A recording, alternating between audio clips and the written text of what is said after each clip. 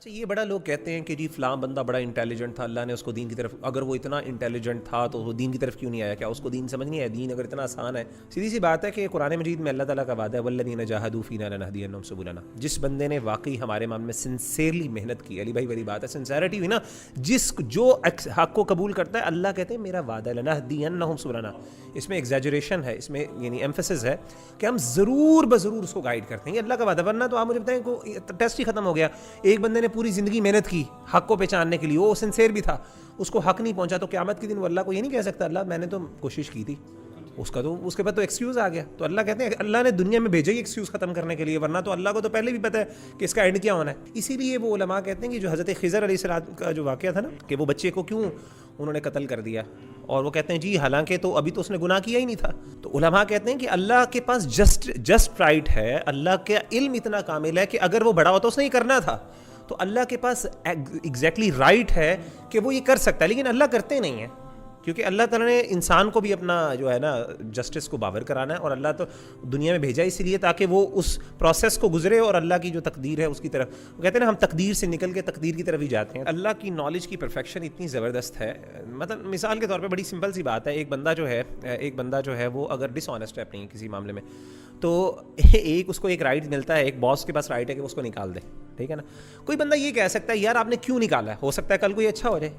مطلب کل کو اچھے ہونے کا تو کوئی دلیل کسی کے پاس نہیں ہے نا۔ مسئلہ یہ ہوتا ہے کہ اللہ کی نالج اتنی پرفیکٹ ہے کہ اس کا نہ کرنا بھی کرنے کے برابر ہے، یعنی ایک بندے نے عمل نہیں بھی کیا تو وہ ایسے ہی ہے کہ اس نے کیا، کیونکہ اللہ کے ہاں تو وہ بالکل ایسی چیز ہے جیسے فلم ہے۔ اللہ تعالیٰ کا علم جو ہے، یہ دیکھیں علم نالج کسی ایکشن پہ یعنی انفلوئنس نہیں کرتا، ضروری نہیں ہے۔ اس کی عام طور پہ مثال ایسے ہی ہوتی ہے کہ جیسے کہ یعنی وہ ایک ٹیچر ہے نا، وہ ایک اسٹوڈنٹ ہے، وہ جو ہے نا وہ ٹیچر پہلے سے ایک کلاس میں کہتا ہے یار تو پکا فیل ہے، وہ فیل ہو جاتا ہے، وہ کہتا ہے ٹیچر میں آپ کے کہنے کی وجہ سے فیل ہوا، وہ ٹیچر کہتا ہے میرے کہنے کی وجہ سے، وہ اس پہ کچھ کہہ نہیں سکتا، کیونکہ اس کی وجہ یہ ہے کہ ٹیچر کا ایکسپیرینس تھا، اس نے اپنے تجربے کی بیس پہ کہا کہ یار جو بندہ اس طرح کے کرتوت کرتا ہے نا، میرا تجربہ پوری زندگی میں کہ آج تک وہ پاس نہیں ہوا۔ اچھا ٹیچر پھر بھی غلط ہو سکتا ہے، لیکن اللہ کی نالج پرفیکٹ ہے، تو اللہ نے جب یہ کہہ دیا ہے تو وہ اس لیے نہیں کہا کیونکہ اللہ نے اس کو باؤنڈ کیا ہے، وہ اس نے کرنا ہی تھا، اللہ کو پہلے ہی پتا تھا۔ قرآن مجید میں اللہ تعالیٰ نے خود فرمایا کہ یمحو اللہ ما یشاء ویثبت، اللہ تعالیٰ جس کو چاہتے ہیں وہ مٹا دیتے ہیں، جس کو چاہتے ہیں اللہ تعالیٰ ثابت کر دیتے ہیں۔ اصل میں سوال یہاں سے پیدا ہوا کہ حدیث میں آیا کہ اللہ کے رسول صلی اللہ علیہ وسلم نے فرمایا کہ جو بندہ چاہتا ہے کہ اس کے رزق میں برکت ہو اور اس کی عمر میں برکت ہو، وہ صلہ رحمی کرے، صحیح حدیث ہے۔ سوال یہ پیدا ہوا کہ کیا واقعی عمل کرنے سے عمر بڑھتی ہے یا اچھا اس میں دو علماء کی آ رہا ہے، کچھ علماء نے کہا کہ اس کا مطلب یہ ہے کہ وہ اپنے اس مختصر زندگی میں اتنا زیادہ عمل کرنے کی اللہ توفیق دیتا ہے، وہ ایسے ہی جیسے کہ 100 سالہ اس نے عمل کر دیا، مثلا کچھ علماء کی کنٹریبیوشنز ایسی ہوتی ہیں جو کہ جنریشنز تک چلتی ہیں، اور مال میں برکت کا مطلب یہ ہے کہ اللہ اس کے مال میں اتنی برکت ڈال دیتے ہیں کہ وہ مال اس کے لیے مور دین سیٹسفیکٹری ہو جاتا ہے، یعنی ہو جاتا ہے۔ اللہ کے رسول صلی اللہ علیہ وسلم نے فرمایا کہ جب بچہ ماں کے پیٹ میں ہوتا ہے تو فرشتہ آتا ہے، اور فرشتہ آگے اللہ تعالیٰ سے پوچھتا ہے مضغہ علقہ، باقاعدہ پوچھتا ہے، تو اللہ تعالیٰ کہتے ہیں مضغہ بنے، اللہ تعالیٰ کہتے ہیں بنے، پھر وہ کہتے ہیں اچھا علقہ بنے، پورے سٹیپس میں، پھر اللہ تعالیٰ پوچھتا ہے اللہ تعالیٰ اس کا رزق ہے، فمر رزق، اس کا رزق کتنا لکھوں، اللہ تعالیٰ ایک ایک چیز لکھواتے ہیں۔ تو سوال یہ پیدا ہوا کہ اس حدیث میں اور اس حدیث میں کیسے آپ اس کو کنفرم کریں گے؟ تو علماء نے اس کا جواب دیا اصل میں دو طرح کی تقدیریں، ایک تقدیر وہ ہے جو ہے نا اللہ نے لکھ دی ہے اپنے لوح محفوظ میں، وہ تو اٹل ہے، وہ فائنل چیز ہے، لیکن ایک تقدیر اللہ نے وہ لکھی ہے جو کہ چینج بھی ہو سکتی ہے، وہ فرشتے کے پاس لکھی گئی ہے، وہ جو لکھتا ہے نا اس وقت میں۔